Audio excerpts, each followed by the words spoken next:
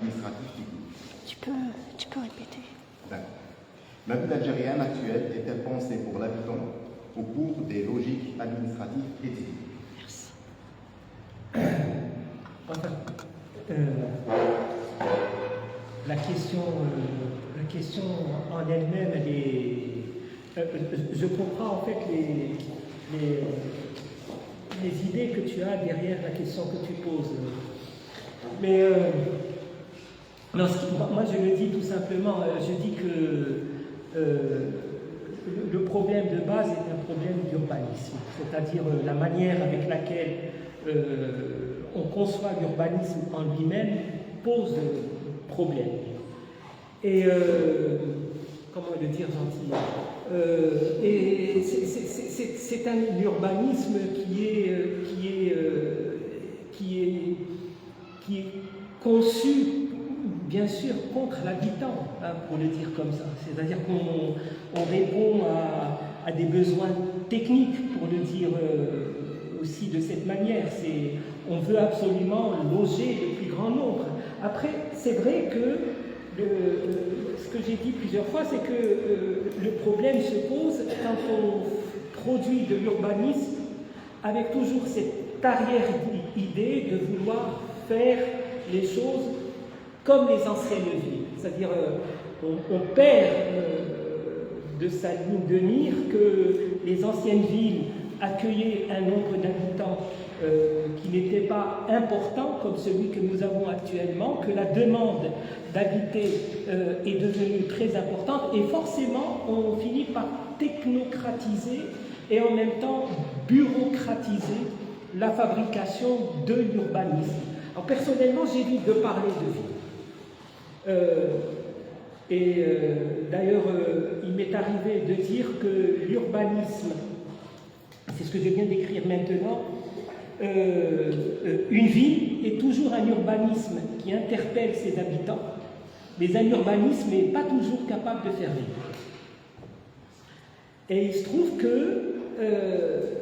trouve que la bureaucratie a pris l'ampleur phénoménale, qui est due aussi entre guillemets, à la disparition, en quelque sorte, du monde rural. C'est-à-dire que tout s'est urbanisé, on ne voit plus la différence entre ce qui faisait auparavant village et donc tout est ville, grosso modo. Même le petit village, maintenant, fait 30 000, 40 000 habitants. Et donc, à partir de là, je crois qu'il est nécessaire de réfléchir sérieusement sur l'urbanisme, sur la manière de le penser. Et je crois que ce ne sont pas les architectes qui seront capables d'aider l'urbanisme à évoluer dans le bon sens, entre guillemets, et il est vraiment nécessaire de faire appel aux sciences humaines pour aider les architectes à voir comment dessiner ces urbanismes. Parce que le problème qu'ont les architectes, c'est qu'ils veulent dessiner la vie des habitants. Or, un habitant ne se dessine pas. Un habitant est un être humain comme un naine, comme moi, comme n'importe qui est dans cette... Il a des intentions, il a des penchants culturels, il a des valeurs en tête, il a... Comment arriver justement à faire en quelque sorte le récapitulatif de tout ça pour arriver à produire un urbanisme au moins qui puisse interpeller chacun d'entre nous. Et puis c'est ce que je disais tout à l'heure à mon ami Robert, c'est que nous-mêmes, nous sommes perçus en tant que marchandises. Nous sommes aussi bien une marchandise pour le médecin que pour l'ingénieur, que pour l'architecte, et la planète en elle-même est une marchandise. On voit très très bien ce que notre ami Trump essaye de faire. Enfin, notre ami. Mais la marchandise nous absorbe tous d'une manière ou d'une autre. Et l'urbanisme est aussi une marchandise en soi. Je crois que, je ne sais plus où est-ce que j'ai lu ça, c'est que les États modernes, les États récents et modernes ont très bien compris que la conurbation est une marchandise aussi en soi. C'est-à-dire qu'on produit du foncier pour des extensions parce que ça rapporte de l'argent, parce que ça permet aussi de contrôler les populations C'est bon. Et bon, ça, ce sont des thématiques qui sont très connues actuellement. Malheureusement, elles ne sont pas très développées chez nous, mais il y a parmi nous M. Abdelrahman Moussaoui qui pourrait éventuellement en dire quelque chose tout à l'heure. Voilà. Adnan Hajmoui, peut-on parler d'une éthique de l'architecte dans le contexte urbain actuel? Alors, lors de mon exposé, j'ai abordé la question de l'éthique de la subjectivité. Que signifie l'éthique de la subjectivité? Déjà, quand on parle de l'éthique, il faut la différencier de la morale, qui aurait des obligations. Et l'éthique de la subjectivité ne doit pas être voir ce qui est bon partout dans le monde, mais quelle est ma position et ma posture face au désir. Donc, un architecte, c'est une personne qui essaie de réfléchir, mais qu'on ne doit pas vraiment museler. Et c'est là où le travail doit se faire, parce que quand on est dans des clôtures, une clôture morale, une clôture environnementale, architecturale, c'est là où on ne laisse pas la personne s'exprimer. Donc évitons de mettre en valeur ces clôtures-là pour favoriser une dynamique qui permet à l'architecte déjà d'être épanoui avec sa propre perception. Mais Adnan, mon ami, est-ce que l'architecte veut déjà réfléchir? Il exerce un métier. Soit on est architecte, soit on exerce un métier. Quand on exerce en général un métier, c'est qu'on voudrait aussi gagner sa vie. C'est trop bizarre en quelque sorte. Oui, mais il y a toujours quelque chose, il y a une, on le veut ou non, mais il y a une aspiration. Maintenant, si à force de museler une personne, oui, on peut perdre l'énergie d'émission, mais moi, je me dis qu'il faut donner la parole aux gens, favoriser cette expression. Une société exemple de domination, c'est celle où elle favorise aussi la conflictualité. On va élargir le débat avec. J'ai mis à couler le khabza dans le Voilà, bout aussi. des questions, madame? Dans votre présentation, vous avez parlé de la vallée des Moussab, vous, et en citant Malik Nabi, je pense, vous, Malik Nabi, a dit que l'isolement fait disparaître la vie, en quelque sorte, comme ça. Si j'ai bien compris. L'isolement, parce que les arbres se sont isolés. Moi, on a visité dernièrement, la cité, elle est vraiment isolée. On ne peut pas d'ailleurs accéder sans être avec un guide. Ils ont gardé la même architecture du XIIIe siècle, je pense. Rien n'a été changé. Moi, je pense que c'est mieux de rester isolé, parce que ce qu'on voit ici à Oran, par exemple, moi je suis née à Oran, à côté, à Sainte-Eugène, je ne retrouve plus Sainte-Eugène d'avant.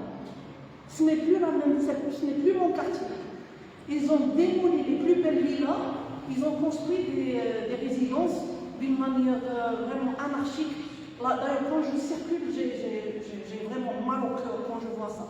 Ils ont laissé faire les choses. Parce que ce n'est pas les gens de la ville d'Oran, je pense, qui ont fait ça.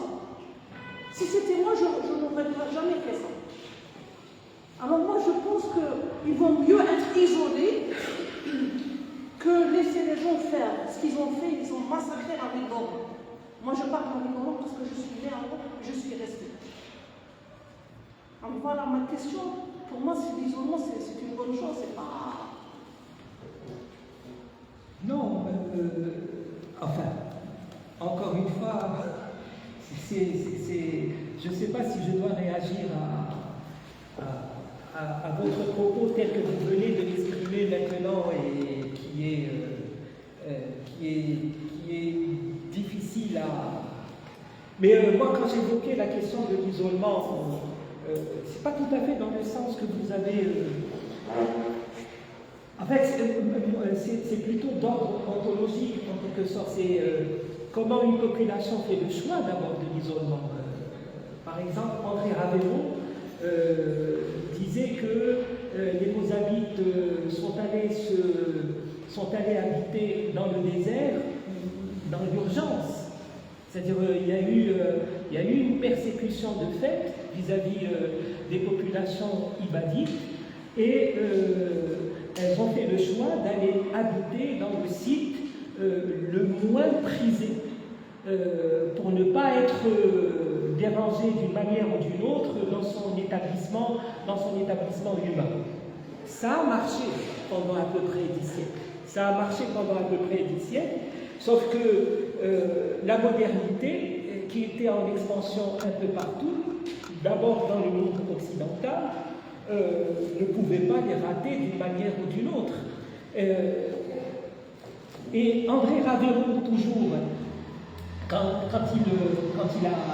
il avait pris conscience justement de ce qu'il appelait par ces mots l'avènement de la modernité, et qui connaissait très bien la vallée, son type d'habitat, le rapport que les populations avaient développé avec le site et comment les sites aussi leur a appris à agir avec lui, et c'est ce que j'ai appelé la trajection, ce travail d'aller-retour entre le site et les habitants du site en lui-même. Il a vu, il était conscient que la modernité allait rompre ce long processus de modernité locale, enfin, ce que certains ont appelé modernité locale. Mais en même temps, il savait très très bien que cette modernité locale ne s'était pas encore transformée en une revendication identitaire. Ce n'était pas de l'identitarisme comme nous l'avons actuellement. J'en suis arrivé à penser personnellement que la conscience du patrimoine tel qu'il nous est parvenu de l'Occident est ce qui a conduit des populations, comme les populations nous habitent, à revendiquer une identité au travers du type d'urbanisme qu'ils ont développé durant des siècles. Et donc, Raveroux, pensant bien faire, il a bien étudié l'habitat des Mozabites et il a proposé la coupe, malheureusement, que je n'ai pas sous la main. Il a compris, par exemple, il a observé que les Mozabites avaient une résidence dans la ville pendant l'hiver et une autre à proximité de l'oasis pendant l'été. Lui, ce qu'il avait fait, sachant que la modernité, pour lui, la modernité, c'était le gaz et l'électricité. Aller sédentariser définitivement la population. Et donc, ce qu'il a fait, c'est que ce déplacement qui se faisait d'un lieu à un autre, il a conceptualisé dans une maison qui était capable de saisonner, excusez-moi, j'aime beaucoup les néologismes parfois, de saisonner la maison qui allait sédentariser la famille. Donc du coup, il a prévu, à titre d'exemple, une cuisine avec une ouverture sur la terrasse pour l'été. Il mangeait et puis il dînait sur la terrasse, même il passait la nuit sur la terrasse. Et donc la maîtresse de maison avait la possibilité de passer directement le plat à la terrasse et une autre ouverture vers le bas pour l'hiver, pour les déjeuners et les dîners. Donc lui, en quelque sorte, il s'est dit que cette tradition-là, je la perpétuerai dans la forme, mais pas dans le processus historique qu'elle a toujours connu pendant, j'allais dire, un millénaire. Vous voyez, et maintenant, pour arriver à la question des techniques, mais effectivement, c'est que lorsque les Ibadites ont habité la région du Nzab, ils n'ont pas appris du jour au lendemain à adopter le site dans lequel ils ont habité. Ça a demandé beaucoup de temps. Et d'ailleurs, même encore une fois, avec Raveroux et autres, on apprend qu'ils se sont beaucoup inspirés des populations du marocain.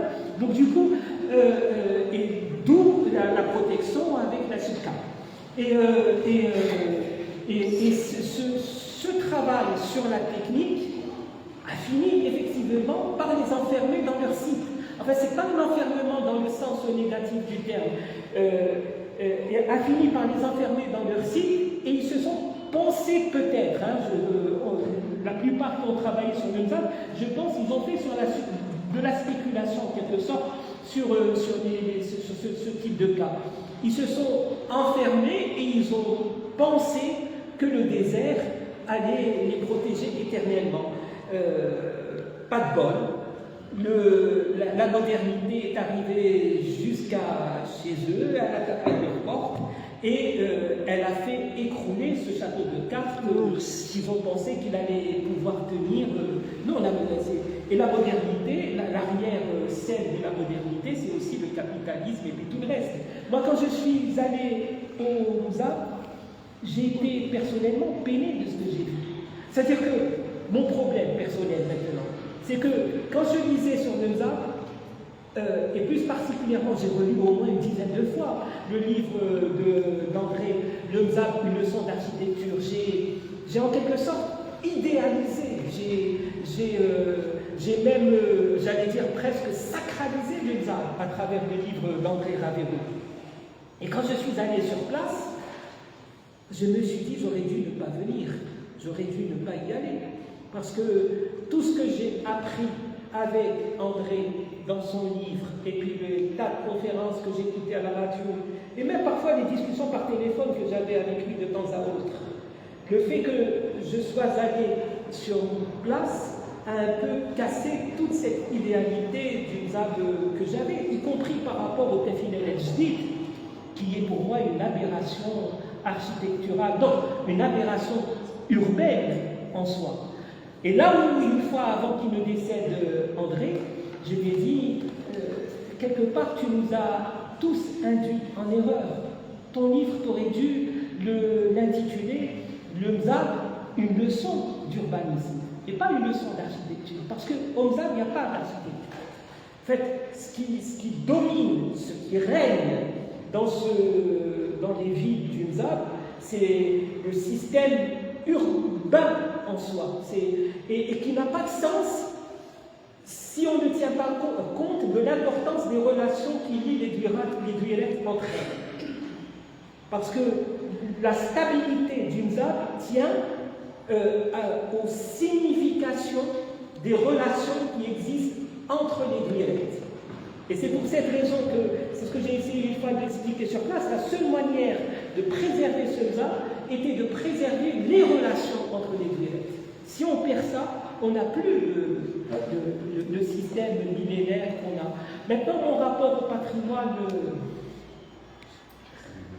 Oui, oui, il faut ramasser. Je crois plus, j'allais dire, à l'expression héritage historique, notamment par rapport à Oran. C'est-à-dire, je le dis sous l'attention de mon maître, en quelque sorte, en la chose, c'est que patrimoine, moi j'ai écrit peut-être à tort, peut-être à raison, que le patrimoine, ce sont toutes ces choses, ces objets qu'on reçoit de sa propre lignée.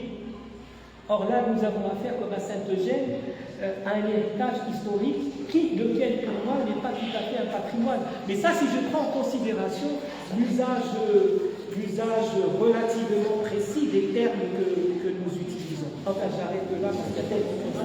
Le fait de vivre dans un milieu contraint nous impose aussi d'être pris conscient par rapport à ce qu'on appelle par isolement. Parce que est-ce que l'isolement n'est pas juste un transfert négatif, et est-ce que cet isolement ne favorise pas juste une pulsion ressentimiste? On ne peut pas parler de l'architecture, on ne peut pas parler de l'urbanité sans faire référence à cette crise multidimensionnelle qui s'est liée en Algérie. Donc à prendre plusieurs paramètres en considération pour pouvoir penser à la pensée de la ville. D'accord. Oui.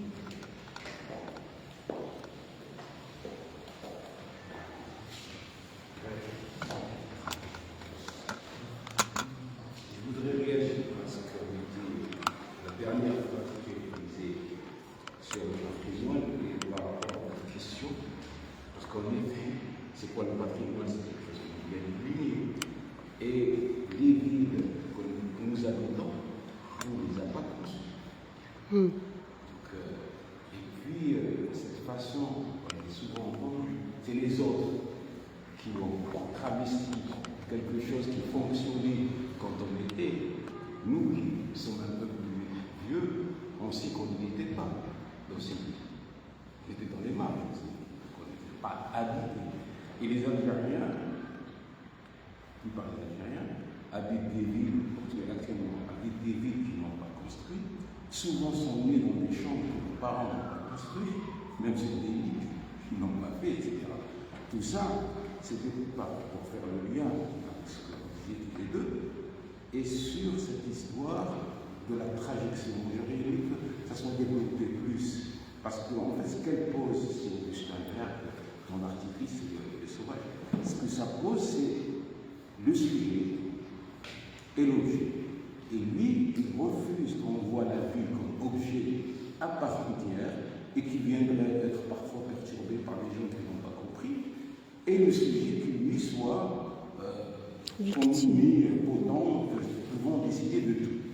Il dit qu'il y a souvent un trajet à faire. Quand on voit quelque chose, si moi je vois une table, ou si je vois un sac, si j'ai une culture, je vois le sac de mon père, quelqu'un voit le sac Dior, quelqu'un d'autre. Le mot lui-même renvoie à autre chose. La table ne renvoie pas la même chose pour tout le monde. Pour l'un, c'est un taille-fort, pour l'autre, c'est une Leïda, pour l'autre, c'est un bureau, etc. Et tout ça pour dire que, pour revenir à ce que développait Augustin Berg sur ce qu'il appelle la mésologie, en fait, l'étude du milieu, pour sortir de l'écologie, parce que l'écologie, en effet, c'est daté, c'est déterminé, c'est une conception du pays. Et il dit, lui, si on étudie un espace, on voit un objet et on investit du subjectif. Et par exemple, il devient un paysage. Et je reviens à ce que je disais à Abnel et je lui pose la question, est-ce que vous pensez que les fleurs, ou l'absence des fleurs, est du côté du négatif pour tout le monde? Pour celui qui n'a pas le même rapport à la fleur, qui ne connaît pas la fleur est déjà inscrite dans une sensibilité, un goût de faire et une histoire, etc. Et donc, tous ces va-et-vient, lui, il dit, il utilise le mot caillou, qui n'existe pas là.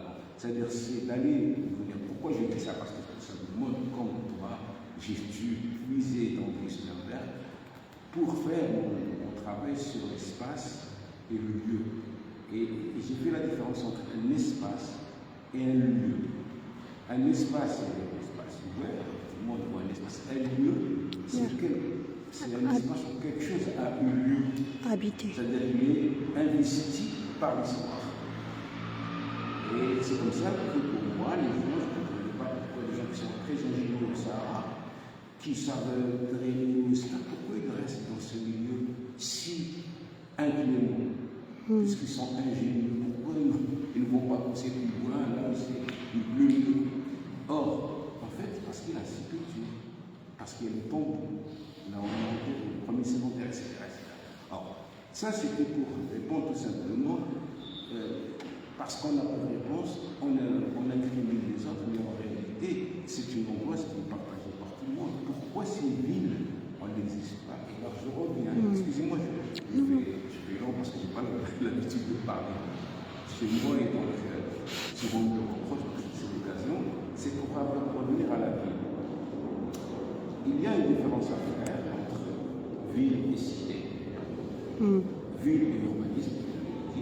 L'urbanisme, c'est une façon de quadriller l'espace, mais la ville suppose un centre qui organise cette périphérie. Nous ne sommes pas dans ça. On a souvent constitué des périphéries, et là, c'est la différence entre ça a été dit par rapport à logement et l'habitat. Logement, ça fait comme loger. Moi, j'utilise toujours ce mot par les étudiants pour dire comme loger une balle, on force quelqu'un à rentrer. Waouh! Ça fait mal. Par contre, l'habitat a pour radical l'habitude. Ça veut dire c'est spatialiser des habitats. C'est comme l'habit. Porter un habit. Tout ça, c'est par rapport à des habitudes. Est-ce qu'on les a ou on les a pas? On les a. Ça, c'est la vie, espace, et ce que j'avais constaté, quelque chose qui nous a échappé, en opposant espace. J'ai bien noté parce que ça m'avait un peu j'ai pris de l'utiliser comme ça. Territoire mondo et territoire spatial. Territoire mondo, je comprends. Territoire spatial, je comprends pas. Parce que territoire, il faut poser l'espace. Là encore, c'est une idée très importante. L'espace, l'espace, et le territoire, il y a le mot terreur. C'est comme le territoire d'un chat, le territoire d'un chien. On assoit son pouvoir sur un espace. C'est ça. Les territoires montaux, oui, par notre mental, on s'acquiert. Par contre, l'espace reste opposé donc, à territoire. Et tous ces mots sont très importants, parce que vous avez développé tous les deux, par rapport à ces subjectivités. Et je me dis qu'on n'a pas. Qu'est-ce que je veux dire autre chose? Oui. On n'a pas beaucoup discuté ces choses-là. C'est comme les chirurgiens ou les médecins, il faut d'abord nettoyer le matériel avant de l'utiliser. Ça veut dire les concepts, les poser, pourquoi on les utilise comme ça et pas comme ça. Et en effet, il y a, et ce que j'avais noté entre vous comme contradiction, c'est que est-ce qu'on peut à la fois universaliser le rapport justement de la traduction et en même temps ethniciser les choses? Parce que vous avez dit sémitique et arien. Les choses ne se passent pas comme ça. Moi, je suis un sémitique, mais je ne suis pas, et je vis dans un espace arien. Après, soit j'ai les codes et je fonctionne dans cet espace, ou je n'ai pas le code. Comme les gens qui sont plus comme radio, etc. Trouver les moyens de se spatialiser quelque part. Et donc, et en même temps, ce que disait Adnan par rapport à lui, il n'était pas dans l'interaction. En même temps, il est dans l'universel, c'est-à-dire le mental, le psychique, il est régi par quelque chose. Or, comme on sait, mieux que nous, ça, c'est que s'il y a eu une réaction en psychanalyse, etc., sur le neuropsychiatrie, etc., par les obsédés, parce que les écoles académiques, etc., ne fonctionnaient pas partout de la même manière. Et on a vu avec les gens qui travaillent en Afrique, qui est devenu écrivain d'ailleurs, j'ai perdu son nom. On avait même travaillé à un moment donné ensemble dans un bureau, dans un laboratoire. Et c'est. Il est devenu diplomate, il ne se situait pas. Bon, ça, mais lui, il a beaucoup travaillé en Afrique, on a travaillé. Et en même temps, il voit comment les gens comme Fanon déjà peuvent voir ou Amichir, comment des questions nouvelles se posaient par rapport à cet universalisme sur le monde. Je m'arrête ici, c'était pour un peu de tuer. Non, mais bon, il y a deux questions. Oui, je parlais de Toby sur les plans de cicatrices, sur les plans de cicatrices. Oui. Ouais. Non, mais ce qu'il y a, par rapport à la première question, c'est vrai qu'au-delà de la fétichisation irrationnelle, peut-être des fleurs, je pense que parler des fleurs, c'est dire que comment peut-on concevoir le devenir culturel de la nature. Et parler aussi, aborder la question des fleurs, c'est dire comment sortir de l'imaginaire Laurent et intégrer un imaginaire moteur qui favorise le réel. J'ai compris l'idée de la fleur elle-même, elle est concentrée. C'est-à-dire, pour certains, c'était un manœuvre il y a une personne qui voulait m'envoyer quelque chose, elle voulait m'envoyer des fleurs. Quand j'ai parlé de ma. Oui, après voilà, la symbolique. Voilà, non, parce que je l'entendais, parce que je suis dans une culture, mais ici, imaginons que vous êtes en train d'enterrer des chèvres, quand on le revoit, c'est-à-dire que c'est plus quelquefois. C'était que ça. Et par rapport à l'univers, la clinique, elle est universelle. Hein. C'est vrai qu'à un moment donné, il y avait des aspects par rapport à la thérapeutique pour dire que l'Oedipe, il peut y avoir un Oedipe africain, l'Oedipe est universel. C'est comment peut-on transformer et analyser la question de l'Oedipe. L'Oedipe, c'est pas juste, on ne va pas le psychologiser du rapport parent-enfant, c'est comment, à partir de la parole. Parler, c'est la négation de l'être. Et comment cette négation est animée par un processus qui permet de mettre en valeur le maternel et subvertir les déterminismes biologiques. C'est à partir de là qu'on peut parler d'universalisation. Après, bon, on peut parler sur la psychothérapie institutionnelle, de l'école de la Ward, etc. Ça mérite un autre développement, donc on ne peut pas vraiment. Moi, j'ai essayé de dire que voilà, parler de la clinique, c'est interroger aussi la subjectivité malmenée dans ce milieu contraint. C'est ça, mon objectif était de mettre en valeur cette subjectivité muselée. Par exemple, on parle, même en enseignant, quand on parle, ils disent que oui, c'est trop subjectif, alors que la subjectivité est inhérente à l'existence humaine. On ne peut pas confondre subjectivité et objectivité.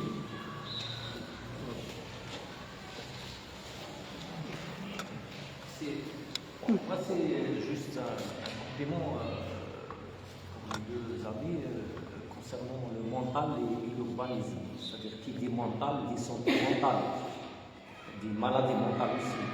Et là, ça m'interpelle, c'est-à-dire je dois rendre hommage à notre regretté Abdelkader Rajab, le sociologue, qui a travaillé en 2003 sur ce rapport urbanisation et maladie mentale, dont j'étais un de ses étudiants et enquêteurs, où c'était la première fois où des jeunes sociologues enquêteurs pénètrent dans l'hôpital psychiatrique Sidi Chahli. Et parmi les enquêtes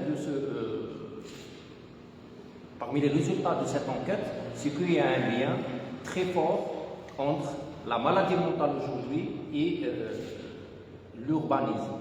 Et je peux donner deux exemples sur le terrain. Il y a l'opération de relogement des gens qui étaient relogés, surtout l'ancienne génération qui ont habité les haouches, les espaces spacieux. Après, ils se trouvent dans des appartements très aigus. Et puis, il y a aussi l'état des retraités aujourd'hui dans les nouvelles cités, notamment les ADN.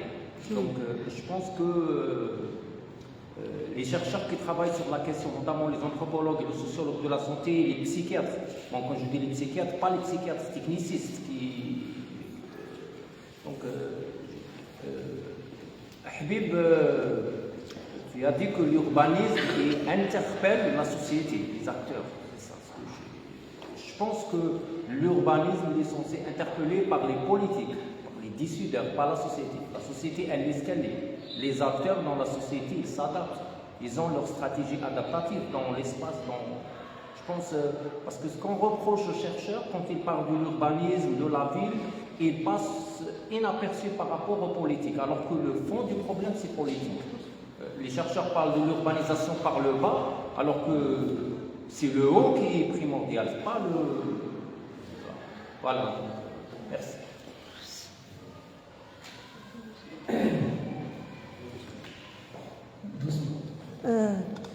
Oula, 3 minutes. Justement, oui. Je concède à M. Moussaoui le fait d'avoir sorti beaucoup de concepts et de ne pas les avoir développés suffisamment. C'est vrai. Et en même temps, il y a Madame Salima Ritouni nous a limité à 15 minutes. L'exposé, mais l'intervention, non. Et oui, c'est... pour moi, si c'était à refaire, certainement que je n'aurais pas commencé par faire des études d'architecture. J'aurais commencé d'abord par faire des études en sciences humaines sérieuses. Et ensuite, éventuellement, je serais passé aux études d'architecture. Moi, je le vois très très bien, notamment dans notre département d'architecture à Oran, ce rapport à l'humain qui est totalement altéré. C'est-à-dire, on a un rapport très matériel à l'espace, et il y a une négligence de fait de l'habitant et de l'habité dans le sens de être d'Heidegger. C'est-à-dire, on dessine des tas d'objets, mais dans la négligence la plus totale, j'allais dire, des habitants en eux-mêmes. Maintenant, pour revenir à... Et puis sur les questions des territoires, effectivement, il y a tellement de choses à dire. Marcel Roncaiolo, il m'avait donné un très bel exemple sur le territoire mental, c'est-à-dire la personne qui a ses habitudes, qui se réveille, qui prend son café, qui passe au premier magasin, qui salue les mêmes personnes, qui passe par le café, qui passe... Et il m'expliquait comme quoi c'est ça, en fait, le territoire qui va s'enraciner dans le mental de l'individu. Tellement de belles choses, malheureusement, que nous n'avons pas apprises dans nos études d'architecture. Moi, j'ai beaucoup, j'allais dire, de peine. Je vais mourir presque con, en quelque sorte. J'aurais voulu mourir un peu plus intelligent, particulièrement par rapport à tout ce qui est humain. C'est mieux.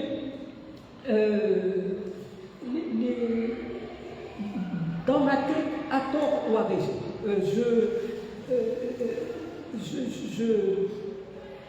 je fais une distinction entre les sociétés anciennes et les populations actuelles. J'ai plus de facilité à utiliser le mot société pour ce qui concerne les populations anciennes que pour les populations actuelles. Les populations anciennes adhérer au modèle de société locale dans lequel elles vivaient. Je ne sais pas si elles étaient contraintes ou pas, mais en tout cas, l'urbanisme qui s'incarnait était en adéquation avec le modèle de société que les populations en général avaient en tête. Ce qui s'est produit avec les populations modernes, pour le dire à ma façon, et je le dis sous le regard et l'attention bienveillante de M. Moussaoui, c'est cette rupture de l'adéquation entre la population habitante et le modèle de société qui s'imposait à elle. Au jour d'aujourd'hui, et moi je l'ai écrit plusieurs fois dans mes articles, notamment de la presse nationale auquel tu faisais allusion, c'est que j'ai dit que les populations ont été délégitimées de leur droit de décider de la forme de l'urbanisme dans lequel elles voudraient vivre. Et c'est l'État jacobin qui décide pour les populations. Les populations n'ont plus de main sociale sur l'espace dans lequel elles habitent. Et d'ailleurs, la plupart d'entre nous habitent dans ce produit, marchandise, qui est à leur portée. Si l'individu n'est pas solvable, et il ne peut pas habiter. Même maintenant, une petite baraque de 3 fois rien, elle est marchandable. Donc, il y a une délégitimation du fait des populations par rapport à la production de l'espace qui est censé être social pour la population. Donc, il y a une rupture que nous ne voyons pas. Et quand je citais tout à l'heure aussi le MSAP, c'est aussi par rapport à ces thématiques-là qui ne sont pas suffisamment creusées. C'est-à-dire qu'on a tellement académisé aussi certains sujets, on les a fermés et on a considéré qu'on a terminé avec, qu'on a décidé de ne plus continuer à étudier ces exemples-là. Et ce qui s'est produit avec le MSAP, c'est que même les Mozabites, beaucoup ne veulent plus habiter comme leurs prédécesseurs, leurs anciens habitaient. D'ailleurs, il y a un YouTube très intéressant dans lequel un propriétaire, il dit « J'ai construit une maison en béton ». Donc moi, quand j'ai entendu béton, je l'ai senti comme une gifle, en quelque sorte, par rapport à tout ce que j'ai lu du MSAP. Et en fait, il a résumé l'ONSA à une histoire d'arc, de séparation entre hommes et femmes, etc. Et pour lui, c'est ça le... Voilà, il y a une crise de paradigme. Enfin, c'est des sujets... Non, pour moi, l'intention est politique aussi. On peut pas vraiment... Parce que la division du lien social, c'est une partie intégrante aussi dans par rapport au tissu urbain, donc on ne peut pas vraiment négliger les deux. C'est les mettre en valeur. Il faudrait les mettre en valeur. Oui. D'autres questions? Ma question s'adresse à Adnan. Il a fait le parallèle entre la civilisation et la culture. Oui. Est-ce que la culture, est-ce qu'on peut définir la culture comme un tout? Ou est-ce qu'à l'intérieur de la culture, il n'y a pas des sous-cultures ou des îlots de culture. Est-ce que cette culture, est-ce qu'elle a la même espérance de vie qu'une civilisation? Parce qu'elles peuvent aller en parallèle. Justement, il y a une autre ligne. Il y a un livre très intéressant d'un psychanalyste où il dit que la civilisation contre la culture elle est subjective. Donc elle met en valeur cette pulsion dynamique. Et en même temps, la culture n'a pas qu'une essence émancipatrice. Donc elle peut inhiber aussi la rationalité. Et c'est à l'être humain de favoriser la singularité et le travail de subjectivation. Mais on ne peut pas. C'est vrai que quand on parle de culture, on parle aussi de sublimer ce que l'on. Par exemple, écrire. L'écriture, un romancier, on prend un romancier. L'écriture est un acte psychique. Donc, par le biais de la culture, je pourrais dire que écrire, c'est l'art de détruire ce qui m'échappe. Donc, je mets en valeur cette sublimation. Mais, dans une forme de civilisatrice, il y a les normes, il y a les interdits, il y a ce qu'on appelle le surnom, qui est toujours aux aguets. Mais c'est à l'individu, à cette singularité agissante qui lui permet aussi de s'affranchir, de limiter un peu la dépendance et faire advenir une démarche émancipatrice. Quand Malik Ben-Nabi, par exemple, aborde la question de la culture, il a fait passer, étrangement, peut-être que moi, je n'ai pas compris très exactement ce qu'il... Il a fait passer par le terme ambiance. Pour lui, la culture relève de l'ambiance, en quelque sorte. Et j'aime beaucoup le mot allemand, Zeitgeist, c'est-à-dire... je l'ai écrit d'ailleurs quelque part, Zeitgeist qui veut dire esprit du temps. La culture, c'est presque l'esprit du temps qui domine. On est dans quelque chose qui nous porte tous, en quelque sorte. C'est-à-dire, il faut vraiment être très froid dans sa tête pour se rendre compte que nous sommes dans quelque chose qui nous enchaîne tous, qui nous emporte tous en même temps. C'est pour ça que Gomez, Robert, l'historien pied noir d'Oran, Gomez quelque chose qui a fait son livre sur Ibn Khaldoun, il se pose une question par rapport à Ibn Khaldoun. Il dit, comment se fait-il qu'un individu, dans ces temps-là, a eu l'intuition de se dire que la vitesse d'évolution des populations du Maghreb est très au ralenti. Ibn Khaldoun, il en a pris conscience. Il dit voilà, les populations n'évoluent pas. Donc il y a une culture, oui, après, si je puis dire comme ça, qui aveuglante, qui aveugle tout. Mais là, on peut verser dans le génisme démocratique. C'est là où il faut se débarrasser de cette des sirènes ethnocentriques. Et Claude Lévi-Strauss l'a bien fait. À mon avis, pour schématiser culturellement, l'Algérie rêve d'un grand espace et des hauts murs. Pour que l'Algérie soit hors de portée du regard extérieur. Et est-ce que cette projection ne fait pas qu'on arrive à cette urbanisation où quand on acquiert un logement, quand on construit tout ça, on fait tout pour reproduire. Parce qu'on se rend compte que dans toutes les extensions urbanistiques et tout ça, les lieux de convivialité n'existent pas. Il l'a dit, M. Moussaoui. C'est pas une traduction de la crise de on loge, on n'habite pas. Mais je veux dire, on est dans une situation un peu schizophrénique, c'est-à-dire qu'il y a une aspiration à l'évolution au progrès, à avoir de l'espace, à avoir une vie.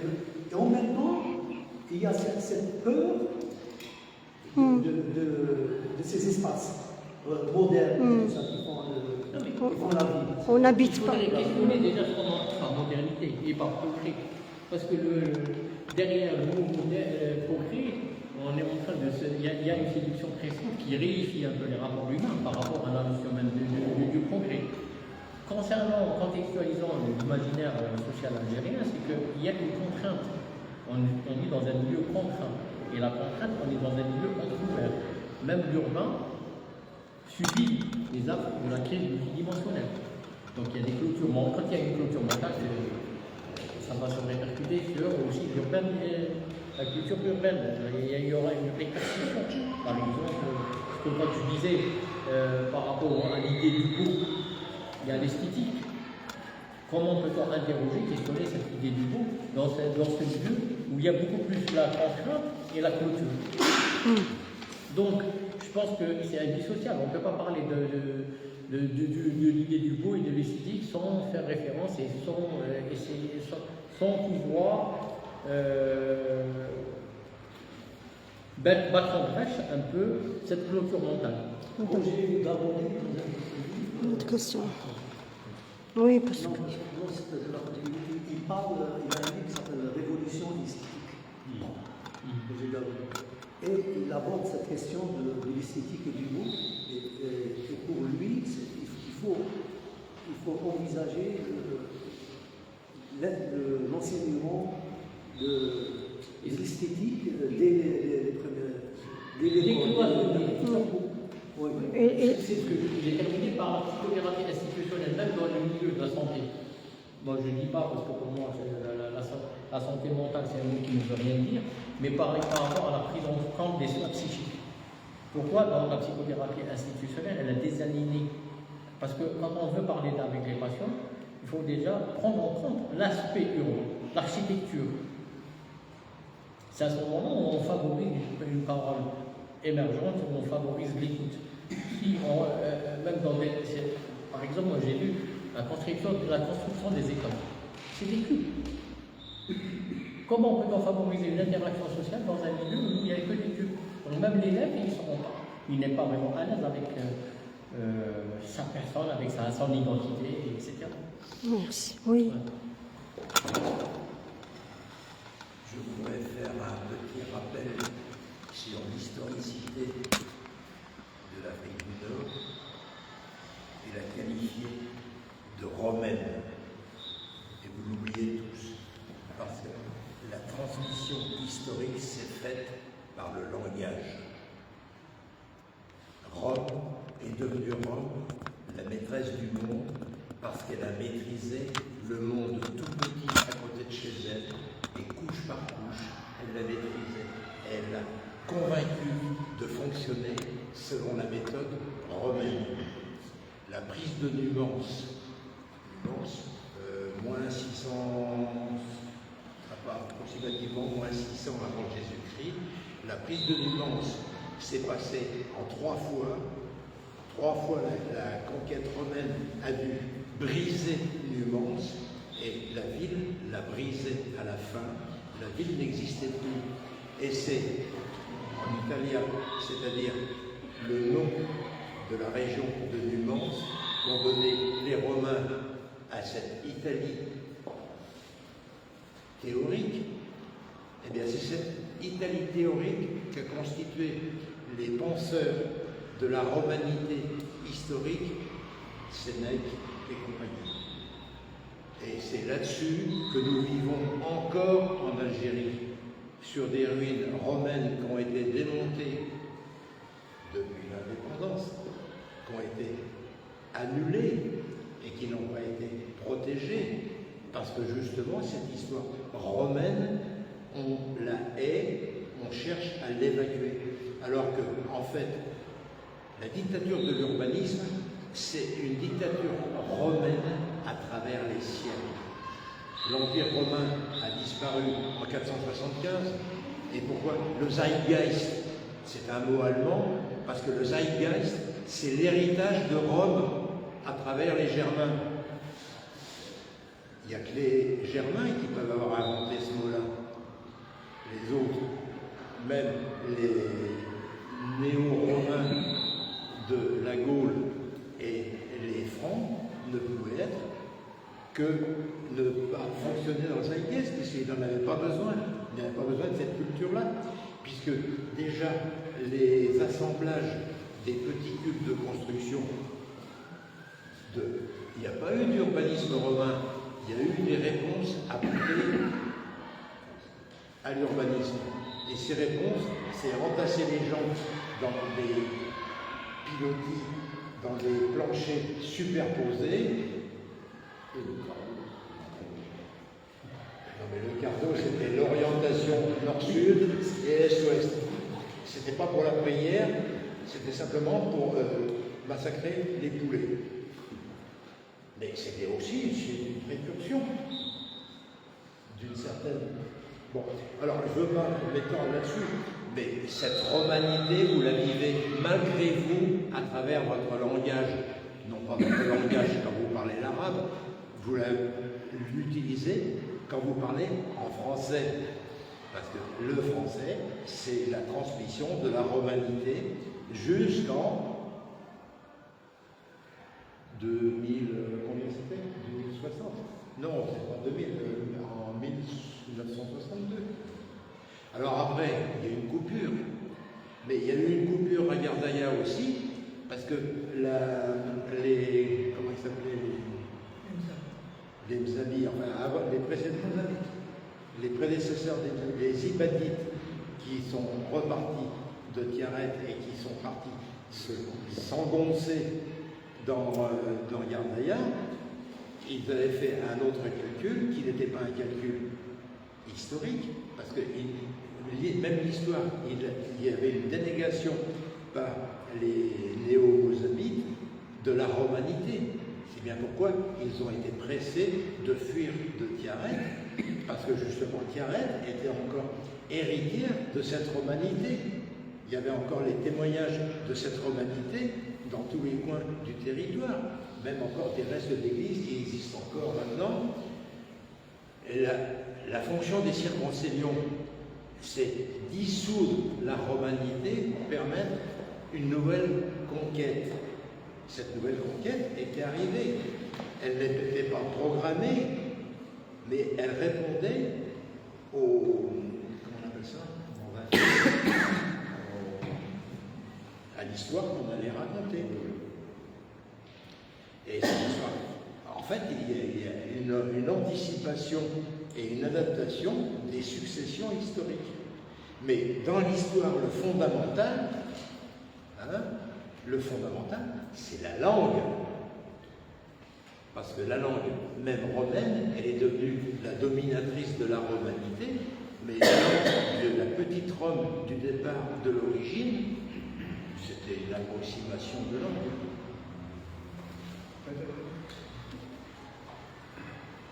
C'est bon? On passe. Merci. Je n'ai pas assisté à la conférence, bonjour, moi aussi. Je n'ai pas assisté à la conférence, mais j'interviens pour répondre à Robert. Parce que pardon? Je viens d'abord. D'accord. Moi, je n'ai pas assisté à la conférence, je m'en remercie tout à l'heure.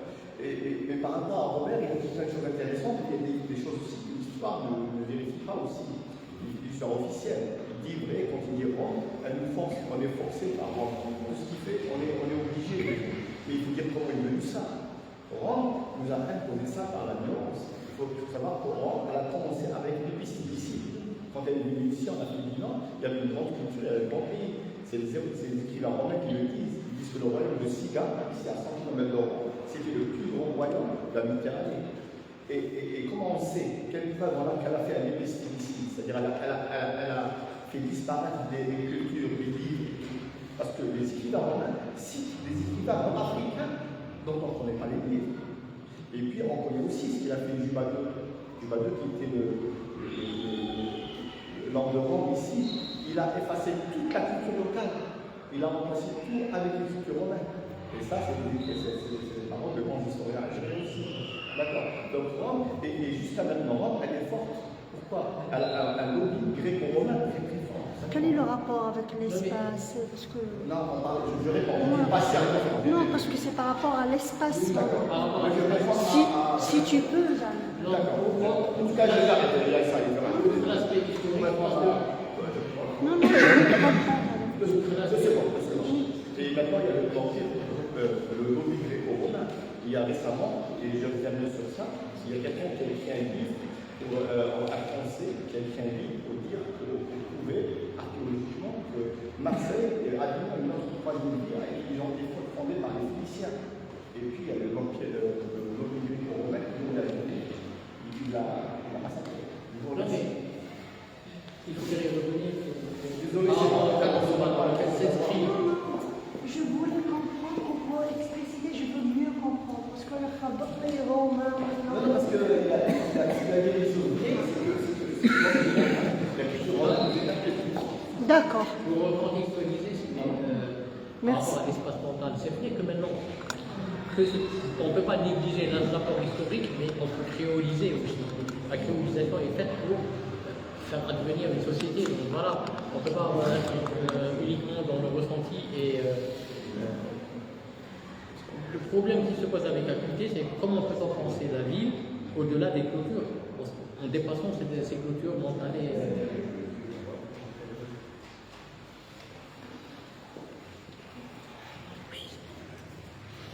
Moi, je me dis toujours que la ville nous ressemble. Si on est bien dans sa peau, on peut habiter une maison. Subjectiver la vie. Ouais, je pars de ma subjectivité. Non, c'est vrai que les villes, à défaut de trouver un autre terme, c'est vrai que les villes ont une force de formation de l'être des individus qui est extraordinaire. D'ailleurs, Marhoum, avec qui j'ai fait le livre Palabres algéroises, il dit d'Alger que c'est la ville qui l'a formé qui a fait de lui l'Algérois qu'il est. Et je suis certain que il y a des personnes parmi nous, peut-être notamment Madame, qui a réagi tout à l'heure par rapport à son quartier, qui est capable aussi de dire la même chose. Oran a fait d'aide l'oranaise qu'elle est. Il y a le rôle du temps, du vécu. Ce que Augustin Berg, mais je ne sais pas si c'est de lui très exactement, appelait le moment structurant. Le moment structurant qui fait que les individus s'adaptent. Et j'ai même entendu quelqu'un à Alger qui parlait d'indice d'acceptabilité. C'est-à-dire, et même nous, moi parfois j'en ris quand je suis dans des groupes d'architectes. Il y a des architectes, je les entends dire que nous sommes incapables de revenir dans le XAD pour vivre dedans. Et moi-même, j'ai utilisé cette image-là. J'ai dit qu'on aime les Ksour à distance, mais si on les reconstitue à Oran ou on les reconstitue à Alger, c'est pas très sûr que beaucoup d'Algérois ou d'Oranais vont vouloir se remettre dans le XAD. Et une des idées fortes, d'ailleurs, que Marhoum avance par rapport à la détérioration des sites anciens, c'est leur inadaptabilité à l'économie moderne. Et moi, j'ai cité par exemple le cas de Dinjdida, qui est une intermédiation entre la ville moderne et la ville ancienne. C'est-à-dire, on a hérité d'un quartier qui n'est pas de conception algérienne, pour le dire comme ça, mais qui a joué pleinement son rôle de porteur d'économie moderne et d'économie, j'allais dire, à l'ancienne, avec toute l'informalité que jusqu'à récemment on pouvait trouver et mesurer même dans ces... Moi, mon grand regret, et c'est peut-être de cette manière-là que j'ai un peu perçu le propos de M. Moussaoui, c'est que on a fait très peu de recherches jusque-là sur ces... Il y a eu de la recherche qui a été faite, mais la recherche n'a pas entraîné dans ces sillons un nombre de chercheurs important. Je crois que si nous avions,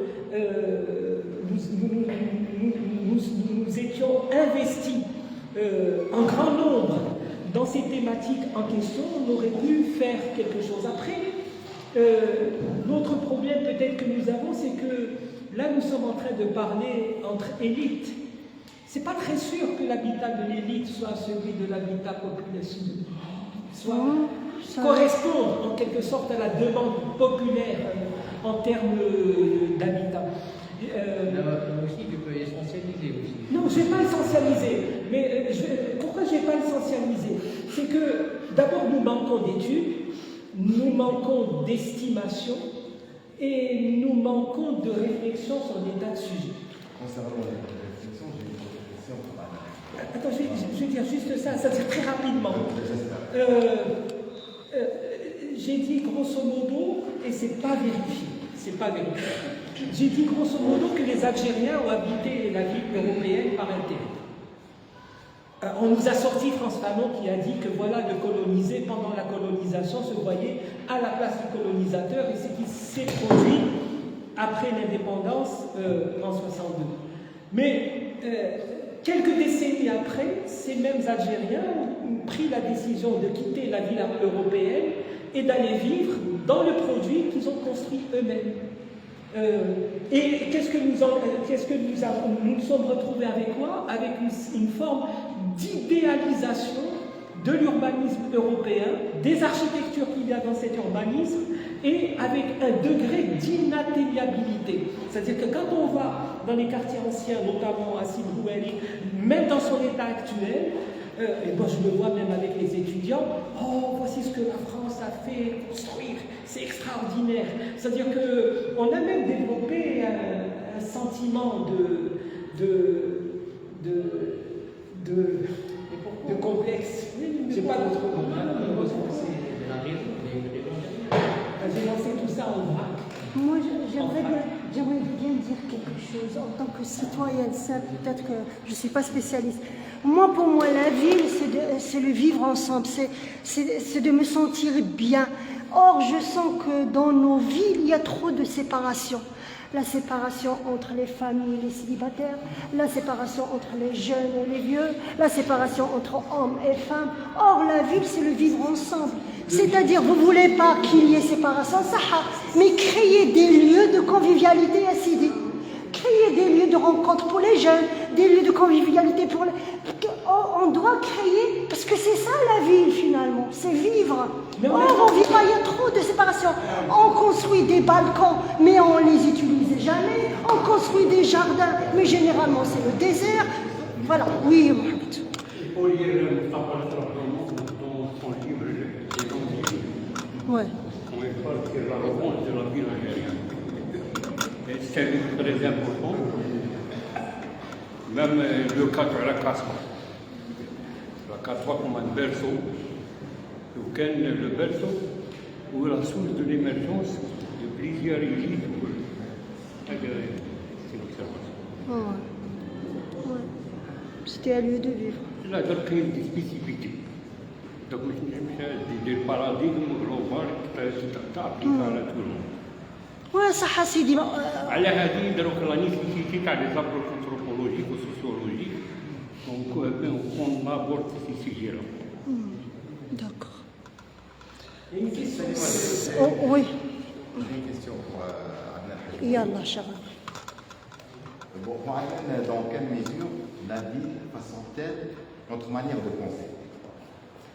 Si je peux rajouter, et comment la philosophie peut-elle nous aider à résister ou réinventer? Alors je commence par la deuxième. La philosophie n'est pas elle ne dispense pas des recettes miracles. La philosophie, elle nous aide à mettre en valeur notre symptôme, c'est consentir. Philosophie, c'est consentir à notre symptôme.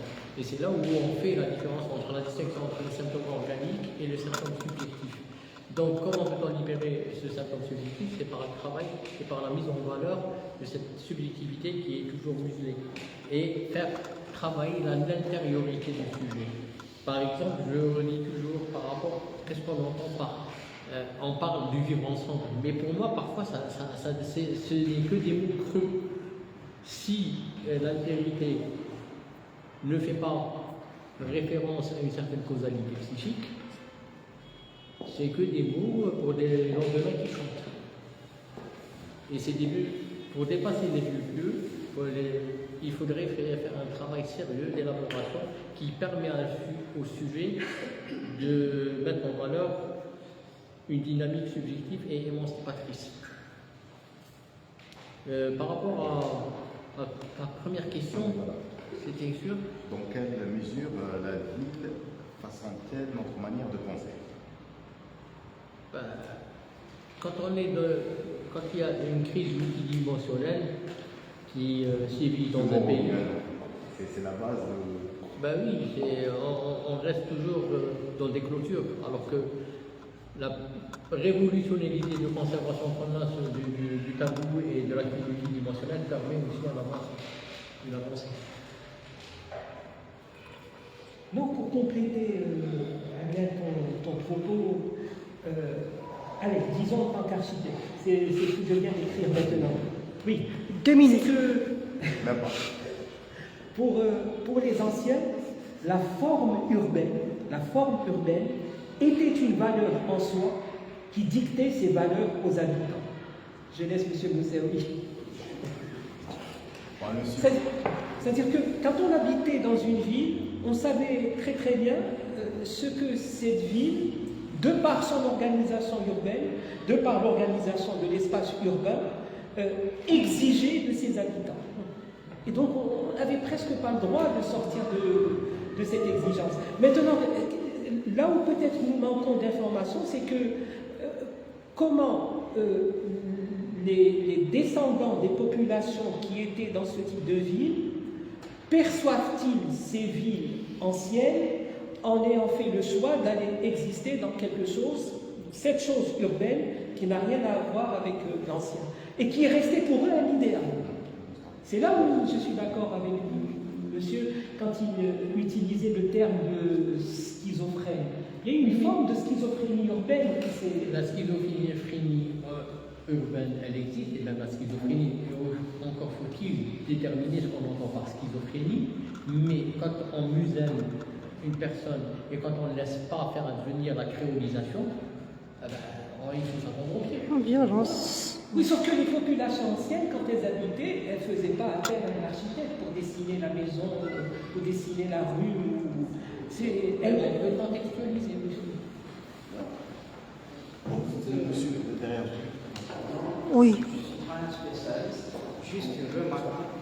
Les villes actuelles sont construites par des êtres humains, par des hommes. Dans le futur, Inch'Allah, si ces villes seront construites par des machines intelligentes, par exemple des robots. IA. Elle va neutraliser même la conflictualité que l'architecte a par rapport à une construction. Et ça sera un peu vécu. On le voit avec les conventions de vie. Oui. Juste pour Khaled, c'est-à-dire la question est simple, c'est-à-dire la fascination. Moi, je trouve personnellement qu'il faut avoir l'ancrage dans la société, l'ancrage dans la vie. On entend souvent, par exemple, ce discours élitiste, la ville se clochardise, qui envahissent la ville et tout. Donc, c'est ça le problème. De quel droit, par exemple, tu me classifies en tant qu'Européen? Parce que le problème, il est mental, il est dans ta tête à toi. Si tu vois toujours que la ville, c'est toujours la ville à l'européen, à la française, c'est la ville française ou pas, c'est ça le problème. Oui, mais on ne peut pas aussi occulter aussi la dimension. Si on a l'ancrage dans la société, loin du jugement, on n'est pas là pour juger les gens ont toujours leur stratégie adaptative. Je pense qu'on est à l'aise pour être fasciné par la ville. Oui, mais on ne peut pas aussi occulter la dimension scientifique qui est totalement négligée. Quand il y a des gens qui ne respectent pas l'espace urbain, il faut le déranger. Maintenant, il ne faut pas être aussi dans la culpabilité et la passivité. C'est vrai que le milieu social est déglingué. Les gens ne respectent aucune norme. C'est un fait. On n'est pas en train. Il n'y a qu'à voir les immeubles. Quand on voit maintenant, si on parle des immeubles, quand on voit que des locataires ne payent même pas leur charge, ils ne veulent même pas payer leur charge, donc il y a quelque chose qui cloche. Maintenant, est-ce qu'on va rester dans une posture culpabilisatrice pour dire, qui consiste à dire ah non, il ne faut pas le dire non, il faut dénoncer. Parce que la C'est-à-dire il ne faut pas le dénoncer au nom de la ruralité européenne. C'est l'habitat. Tout le monde est responsable. Il y a un problème d'ordre méthodologique. Oui, mais il y a une réaction. Oui, mais il y a toujours une réaction émotionnelle derrière. Donc c'est vrai, parce que ça énerve, ça perturbe. Donc il y a toujours cette réaction émotionnelle. Mais quand il n'y a pas un espace où il n'y a pas une politique urbaine concrète, où on peut vraiment dépasser certaines choses, on est dans la stagnation. C'est ce qui déclenche quand un citoyen ordinaire te dit « moi je vole le câble d'électricité » parce que l'État lui-même vole. Oh, comment on dépasse ça? Voilà, c'est ça le... Oui, ça dépasse parce que ça rejoint aussi la crise multidimensionnelle. En Europe, au XIXe siècle, il y a un très bon livre de Daniel Bexorel qui traite de l'urbanisme du XIXe et Camille aussi. Et qu'est-ce que j'en ai retenu personnellement? C'est que quand les populations des campagnes ont commencé à arriver en grand nombre, ce qu'ils ont appelé le rush des populations campagnes dans les villes, l'idée même de patrimoine, je suppose qu'elle est née un peu beaucoup de ça. C'est que les bourgeois qui étaient sur place, ils ont constaté que tous ces édifices qui symbolisaient leur gloire passée étaient étaient sur une ligne de détérioration par ces populations nouvellement arrivées. Et donc, Camille aussi, en quelque sorte, a été entraîné dans ce courant et on a soupçonné, notamment Daniel Bexorel, d'avoir contribué justement à ranimer un éveil auprès des populations au profit des bourgeois qui avaient peur pour tous ces édifices qui symbolisaient leur gloire. En même temps, et là, en fait, je place ce que je viens de dire dans un long cycle historique. Hein. Il y a un passé et il y a un après, et puis les choses se sont stabilisées petit à petit, et même jusqu'aux années 1950-1960. Hein.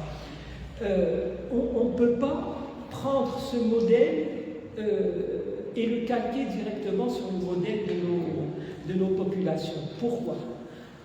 Il y a eu Omar Carlier, par exemple, avec qui vous avez beaucoup travaillé au CRASC, qui a fait un texte d'une quarantaine de pages qui est très intéressant, à partir duquel, qu'est-ce que j'ai retenu grosso modo?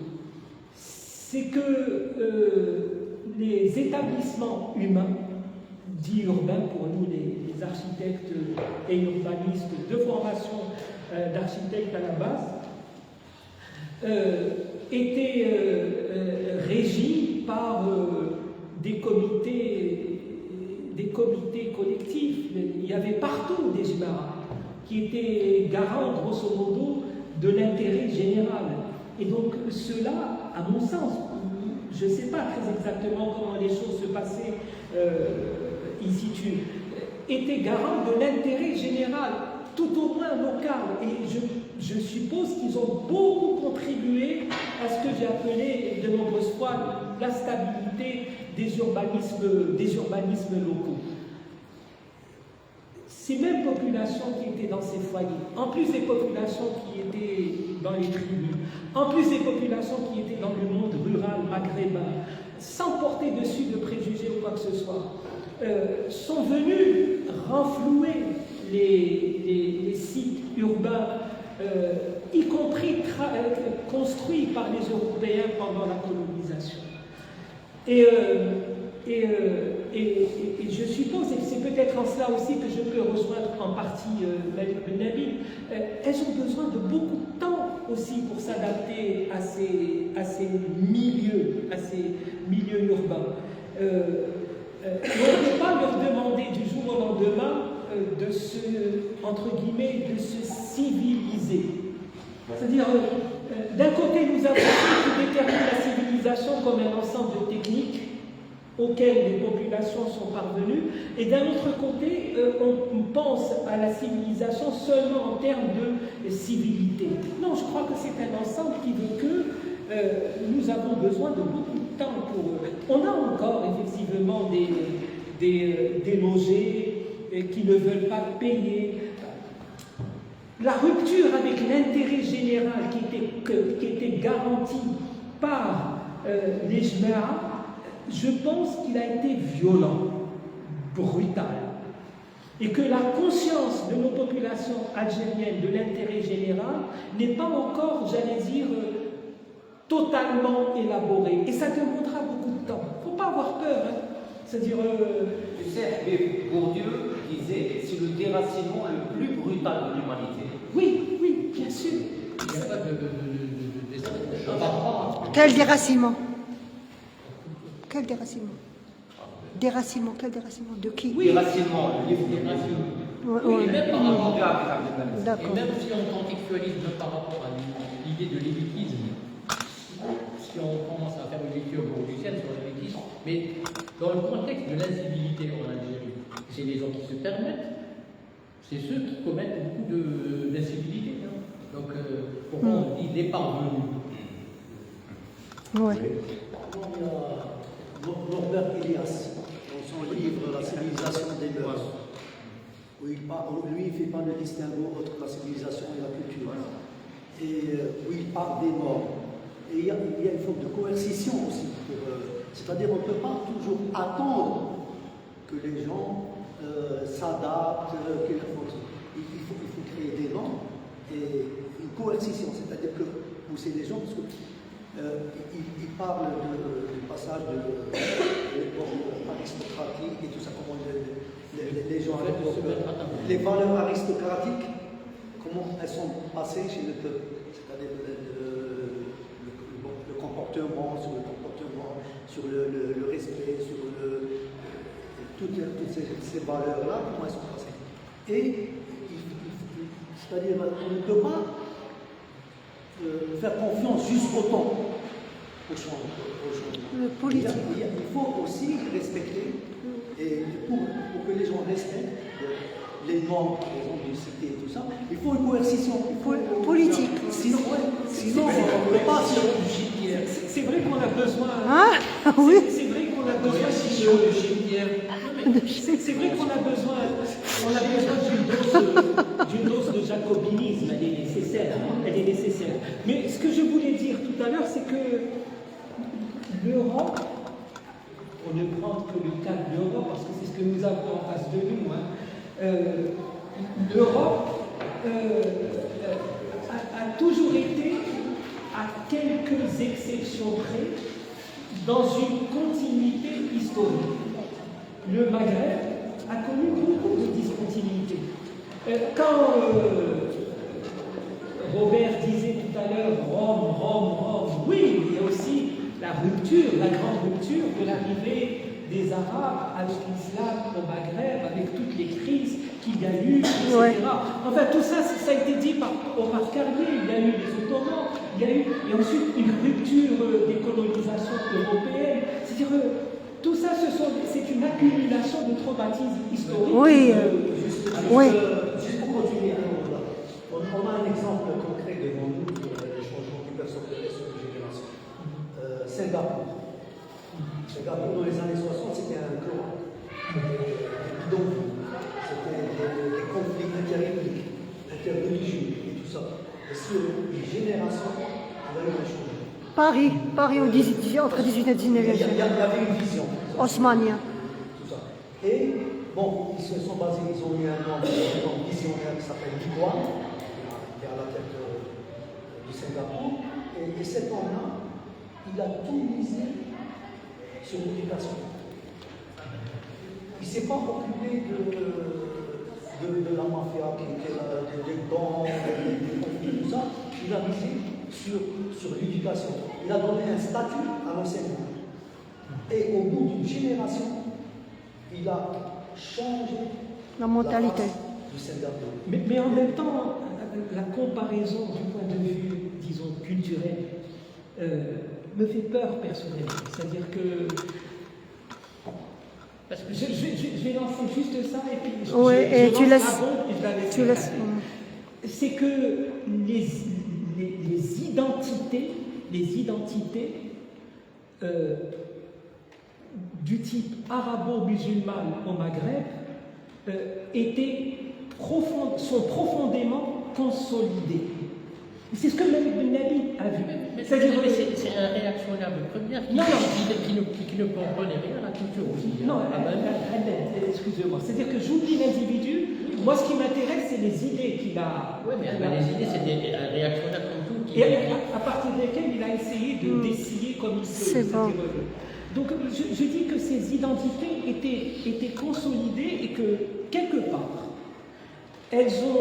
elles ont joué le rôle de frein, en quelque sorte. Elles ont joué le rôle de frein et n'ont pas permis une accélération civilisationnelle. C'est-à-dire, moi, je pars toujours du principe qu'il n'y a pas de population sans civilisation. Mais il y a des populations avec des civilisations qui fonctionnent au ralenti, avec des machines civilisationnelles en elles qui fonctionnent au ralenti, et puis d'autres qui ont des processus de civilisation qui est en action et qui permet beaucoup de choses. Pour le moment, nous avons un certain nombre d'éléments, de facteurs qui veulent que le pied n'est pas mis suffisamment dans le cambouis, en quelque sorte, et que... Oui, Adnan. Je voudrais revenir sur Norman. Oui, Adnan. Je voulais revenir sur le sociologue Norman Elias. Et c'est là où son travail était rigoureux, dans le sens où comment peut-on, sa question, c'était comment peut-on sublimer aussi même le processus culturel. Et c'est là où on se démarque de l'essentialisme. Parce que c'était... Oui, non, mais un essentialisme, Malik Ben Ali, c'est l'essentialisme par excellence. Un essentialisme ravageur dans le sens où il obéit à l'injonction de l'école de psychiatrie d'Alger, qui consistait à dire que l'individu algérien ne pouvait pas évoluer parce qu'il était comme ça. Donc, alors que les études ethnologiques, Claude Lévi-Strauss nous a montré qu'il n'y a pas de barbare pour culture. Maintenant, le problème qui se pose, c'est la contextualisation du champ politique. Comment peut-on travailler l'émancipation? L'émancipation peut être, et Rousseau l'a bien dit, là où l'homme est dans les fers, il cherche à se libérer. Maintenant, il faut travailler cette forme de libération. Oui, oui, Hakim, tu veux dire quelque chose? Ils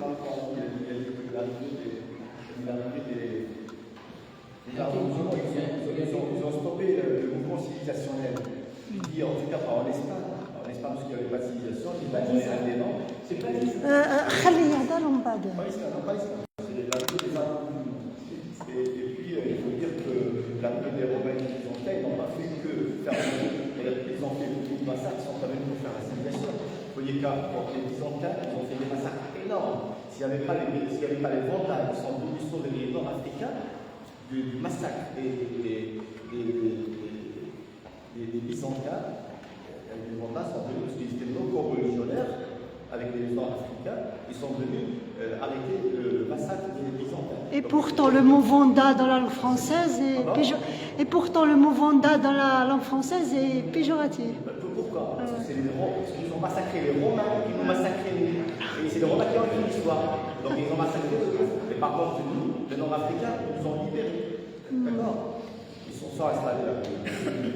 Libération des Nord-Africains, les circoncessions fondamentales. Pas les Ça, d'accord.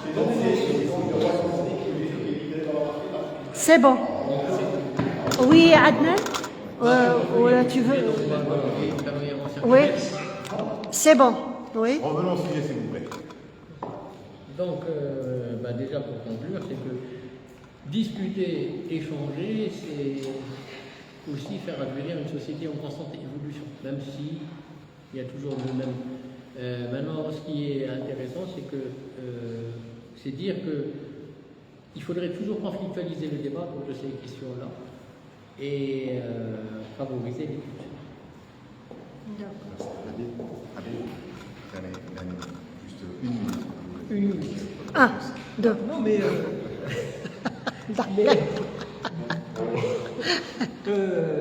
non, mais le champ de la recherche et de la réflexion sur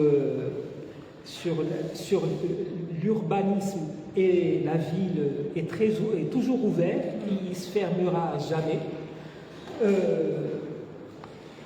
C'est un objet qui est en